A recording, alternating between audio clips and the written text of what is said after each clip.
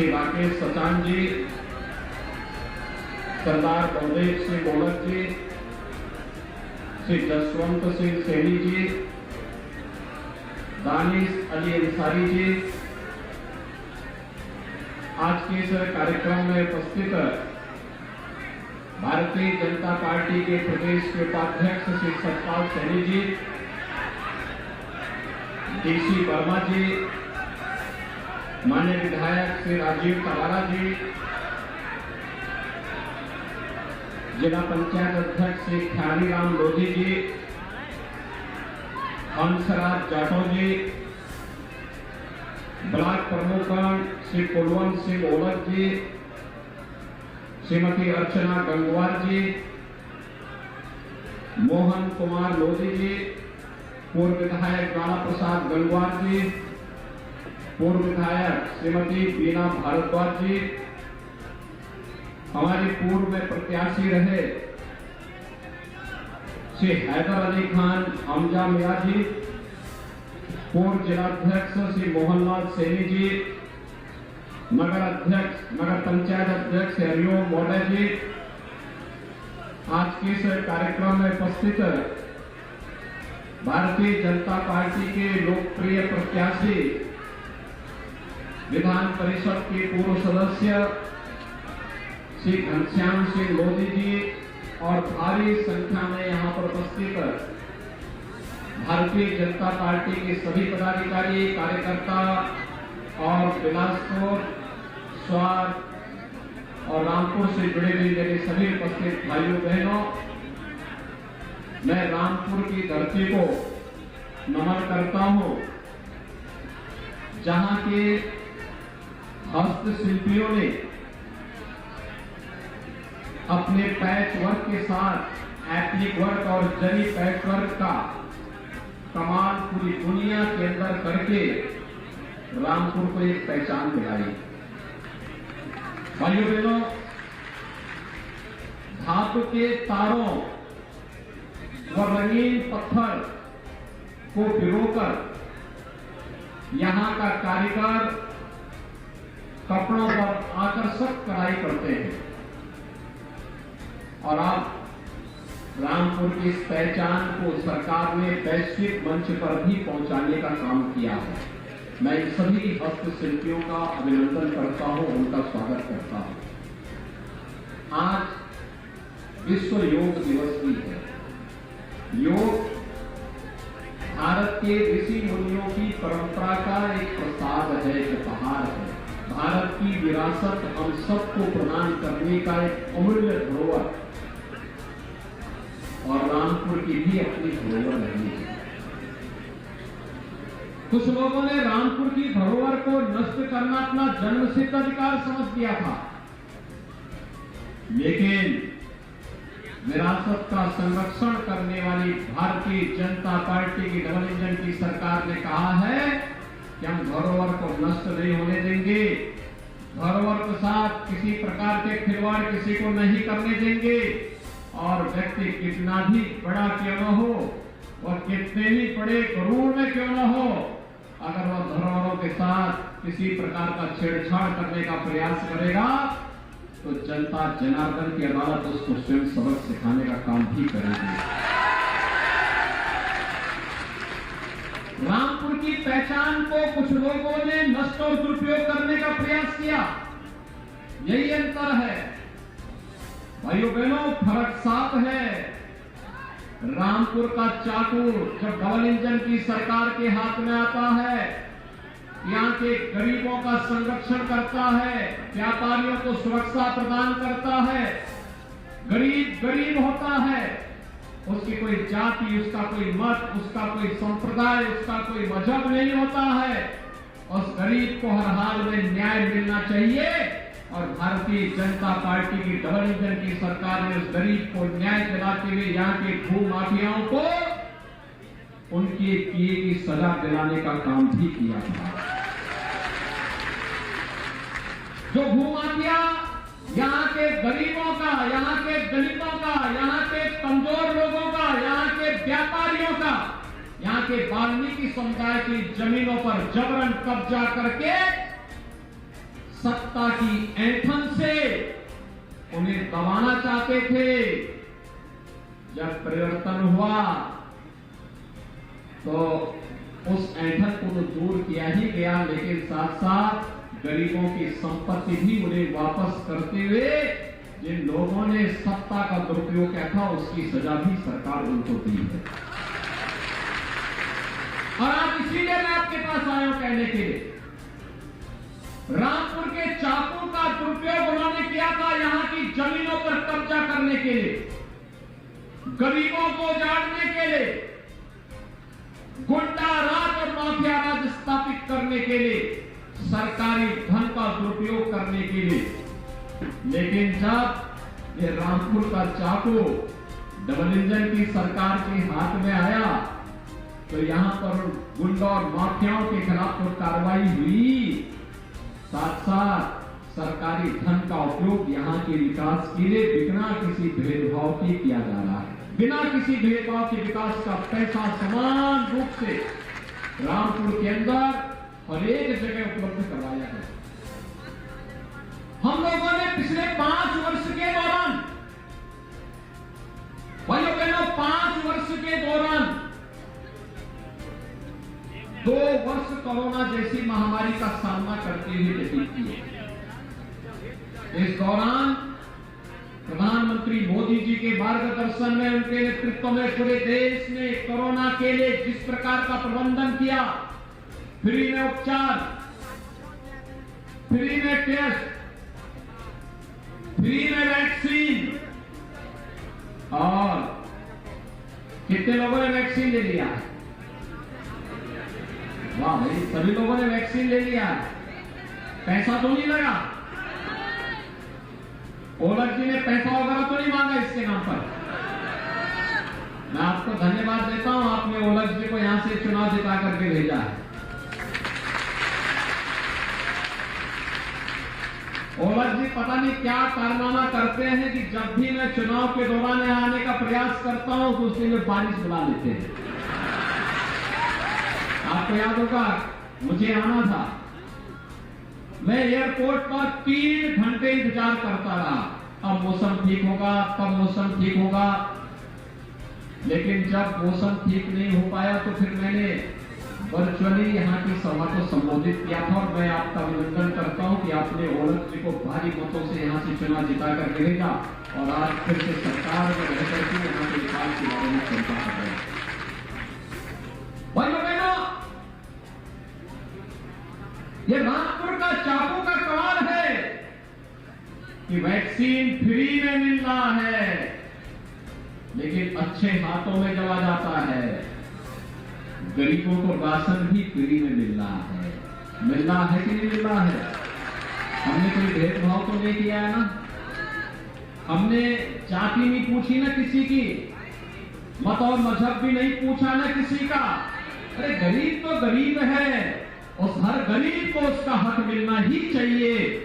और यही तो काम किया है भारतीय जनता पार्टी की डबल इंजन की सरकार ने। भाइयों बहनों, फर्क साफ है। समाजवादी पार्टी की सरकार के समय मुख्यमंत्री आवास पर दंगाइयों को आमंत्रित किया जाता था और अब मुख्यमंत्री आवास पे गुरुबाणी का पाठ होता है। फर्क साफ है ना, गुरुबाणी का पाठ होता है। और यही नहीं, गुरु ग्रंथ साहिब की सवारी भी मुख्यमंत्री आवास पर सीधे पहुंचती है।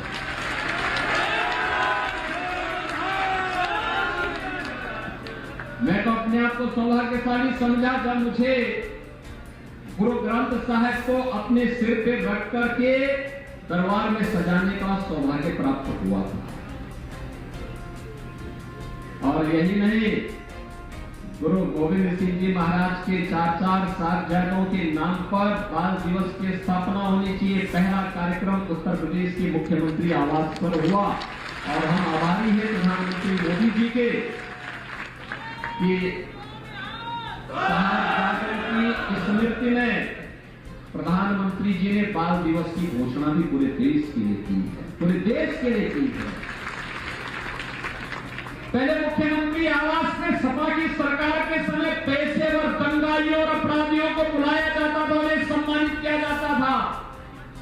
आज गुरुबाणी का पाठ हो रहा है, मेधावी छात्रों का सम्मान होता है, और यही नहीं, वहां पर गुरु गोविंद सिंह जी महाराज के 4 साहिबजादों की स्मृति में वहां पर बाल दिवस आयोजित करने के कार्यक्रम आयोजित होते हैं। यही फर्क है, और इसी फर्क साफ है, यही एहसास कराने के लिए आज हम आपके बीच आए हैं। समाजवादी पार्टी की सरकार में गरीबों को मकान नहीं मिलते थे, आवास नहीं मिलते थे, राशन नहीं मिलता था, विद्युत का कनेक्शन नहीं मिलता था, रसोई गैस का कनेक्शन नहीं मिलता था, गरीबों की जमीनों पर जरूर कब्जा हो जाता था। भाइयों बहनों, आज राशन फ्री, आवास फ्री, विद्युत कनेक्शन फ्री, उज्ज्वला योजना में रसोई गैस का कनेक्शन फ्री, और अब तो हम लोग हर घर नल की योजना के साथ भी जुड़ रहे हैं।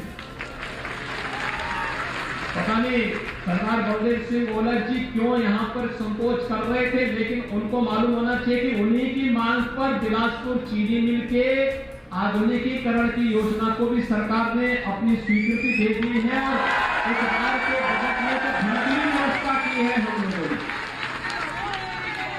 उस कार्य को आगे बढ़ाने के लिए धन की व्यवस्था भी की है कि कार्य अब आगे बढ़ना चाहिए। पता नहीं समय के कारण वो नहीं कर पाए या क्यों नहीं कर पाए, लेकिन हम लोग पहले इसकी बजट की व्यवस्था कर रहे हैं। इसलिए मैंने वित्त मंत्री को स्वयं यहां भेजा था। वित्त मंत्री जी स्वयं यहां जाकर के घनश्याम सिंह लोधी जी की सभा का संचालन भी करेंगे, और बिलासपुर की, स्वार की और वहां की रामपुर से जुड़ी हुई समस्याओं का समाधान भी निकालेंगे। भाइयों बहनों, हम लोग समस्या नहीं पैदा करते, हम समस्या का समाधान करते हैं। आज वैश्विक मंच पर भारत का सम्मान हो रहा है। जब प्रधानमंत्री मोदी जी ने आज प्रातः 7 बजे मैसूर के ऐतिहासिक राज दरबार से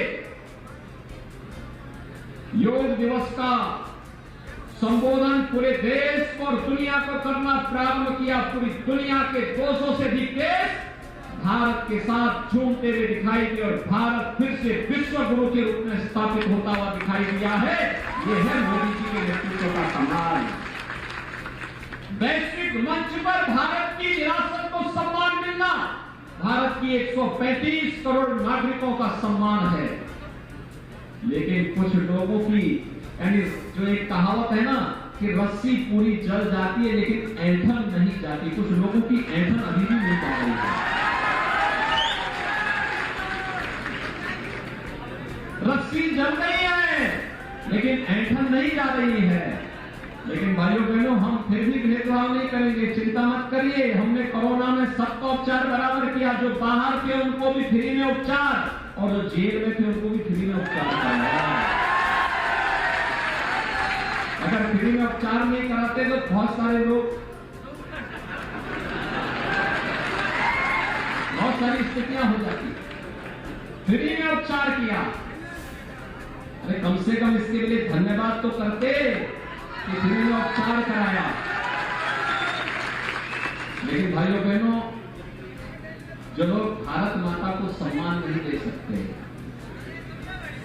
जिन लोगों के मन में विकास और राष्ट्र के प्रति कोई अच्छी सोच नहीं, जो लोग गुरु परंपरा को सम्मान नहीं दे सकते, जो भारत की विरासत को आगे बढ़ते हुए नहीं देखना चाहते,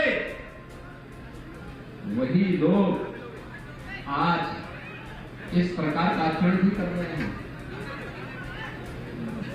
यानी ऐसी दिखासा दिखाने का प्रयास कर रहे हैं जैसे कि उनके साथ अन्याय हो। अन्याय तब नहीं हुआ था जब वाल्मीकि समुदाय के लोग उजाड़े जा रहे थे।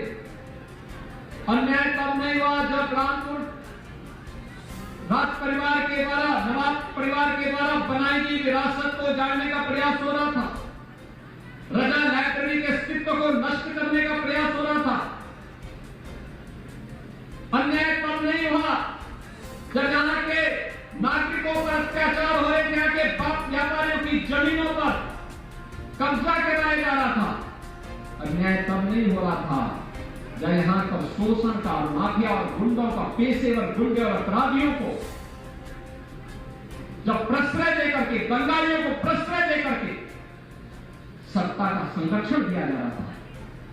वो अन्याय नहीं था उनके किस्से। उनके लिए अन्याय यह है कि अगर किसी पेशेवर, माफिया और गरीबों पर अत्याचार करने वाले के खिलाफ सरकार कार्रवाई करती है तो उन्हें ये अन्याय दिखता है। नजरिया अलग अलग होता है। उन लोगों ने हमेशा शोषण किया है। समाजवादी पार्टी आज भी देश में और प्रदेश में किसी भी घर में आप चले जाइए, किसी भी सभ्य परिवार से आप पूछिए ये कौन है, तो एक छोटे से बच्चे से लेकर के बुजुर्ग तक व्यक्ति बोल देगा कि उसको देख करके वो नाक मुंह सिकोड़ देंगे, कह रहे इनसे तो भगवान भाई। हमारी माताओं ने इस बार विधानसभा के चुनाव में जो अपना आशीर्वाद भारतीय जनता पार्टी को दिया, वो किसी जाति की, किसी मत, किसी मजहब की नहीं, वो सबने दिया, सबने दिया अपना आशीर्वाद। और इसलिए दिया क्योंकि माताओं की रक्षा के लिए सरकार के जो कदम थे, जो ठोस और मजबूत कदम उठाए गए थे, ये मातृशक्ति का सम्मान होना चाहिए। जो कार्रवाई हुई थी उस कार्रवाई को मातृशक्ति ने पूरी मजबूती के साथ आगे बढ़ाने का काम किया। उन्होंने उसको हाथों हाथ लिया और उन्होंने कहा हर हाल में डबल इंजन की सरकार ही प्रदेश में रहनी चाहिए, और उन्होंने भरपूर अपना आशीर्वाद भारतीय जनता पार्टी के प्रत्याशियों को दिया। और आज इसीलिए आज आपके पास आया हूं। उनके सामने महिला सुरक्षा इस समाजवादी पार्टी के एजेंडे में नहीं था। क्या बोलते थे यही लोग जो आज घड़ियाली आंसू बहा रहे हैं, यही लोग क्या कहते थे? महिला सुरक्षा के मुद्दे पर ये लोग माता और बहनों का अपमान करते थे। यही लोग उस समय किस प्रकार की टिप्पणी करते थे, किसी दुराचार्य दुष्कर्मी के लिए किस प्रकार की सहानुभूति भी निकलती थी इनके मुंह से, कह रहे लड़के हैं गलती कर देते हैं, लेकिन आज तो ऐसा नहीं है। आज तो अगर गरीब की संपत्ति पर कब्जा करोगे, कमजोरों को तबाह करोगे और बहन बेटियों की इज्जत के साथ खिलवाड़ करोगे तो बच नहीं पाओगे। यूपी की धरती पे फिर कहीं कोई जगह नहीं मिलेगी, ठिकाना नहीं मिलने वाला है। उत्तर प्रदेश की धरती इसको बर्दाश्त नहीं कर पाएगी। उत्तर प्रदेश का नौजवान इसे बर्दाश्त नहीं कर पाएगा।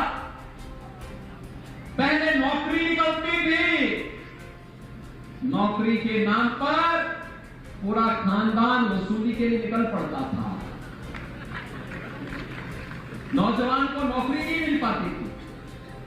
हमारा सिख नौजवान, उसे बाहर जाने के लिए मजबूर होना पड़ता था। आज तो कोई भेदभाव नहीं है, कोई भेदभाव नहीं। 5 लाख सरकारी नौकरी दी है पिछले 5 वर्ष के दौरान, और जिस दिन 100 दिन पूरे होंगे उससे पहले 10,000 और नौकरी लेकर के हम लोग आ रहे हैं। 10,000 नौजवानों की नौकरी और लेकर के आ रहे हैं, यानी 10,000 नौजवानों को नियुक्ति पत्र देंगे सरकारी नौकरियों की। विज्ञापन की बात नहीं कर रहा हूं, नियुक्ति पत्र की बात कर रहा हूं। नियुक्ति पत्र सीधे तो पकड़ो, अब जाओ अपनी सर्विस ज्वाइन करो। ये है सरकार की। 1 करोड़ 61 लाख नौजवानों को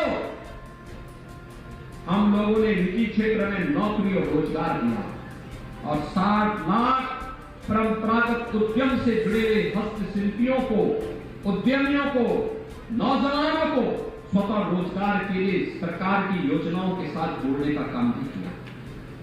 भाइयों बहनों, ये केवल आंकड़े हमारे नहीं हैं।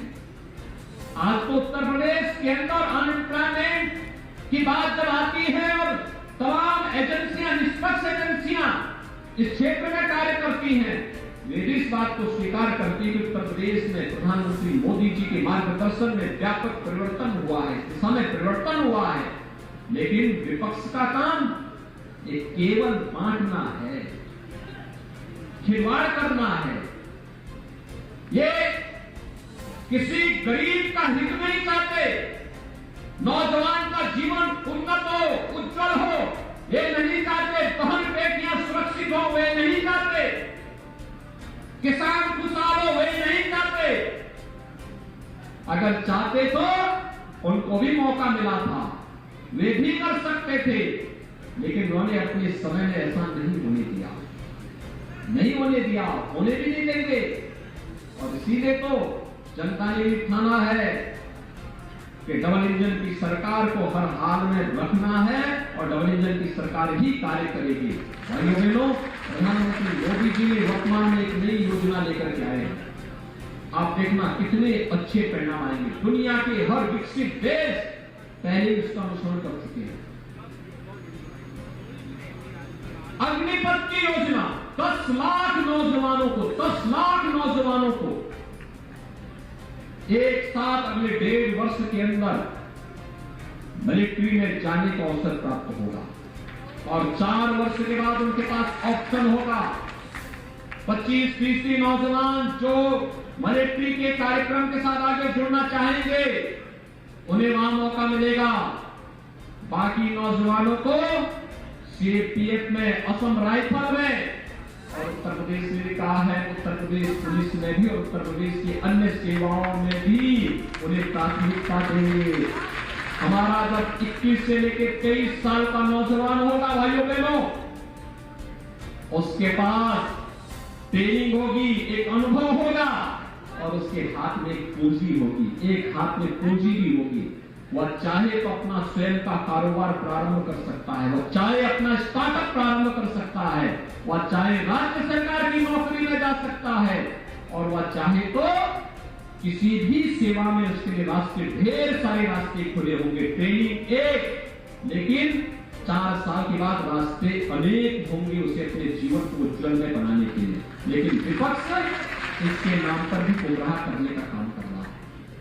उनके पास कोई कार्य नहीं है, वे केवल गुमराह करने में विश्वास रखते हैं, गुमराह करके। उनके लिए राष्ट्रीय सुरक्षा कोई मायने नहीं रखती, विपक्ष के लिए विकास कोई मायने नहीं रखता, गरीब कल्याण कोई मायने नहीं रखता, किसानों का उन्नयन कोई मायने नहीं रखता, महिलाओं की सुरक्षा कोई मायने नहीं रखता, नौजवानों का रोजगार कोई मायने नहीं रखता। भाइयों बहनों, उत्तर प्रदेश में 2 करोड़ नौजवानों को टैबलेट और स्मार्टफोन देने की कार्रवाई सरकार वर्तमान में कर रही है। टैबलेट और उत्तर प्रदेश का नौजवान भी स्मार्ट बनेगा।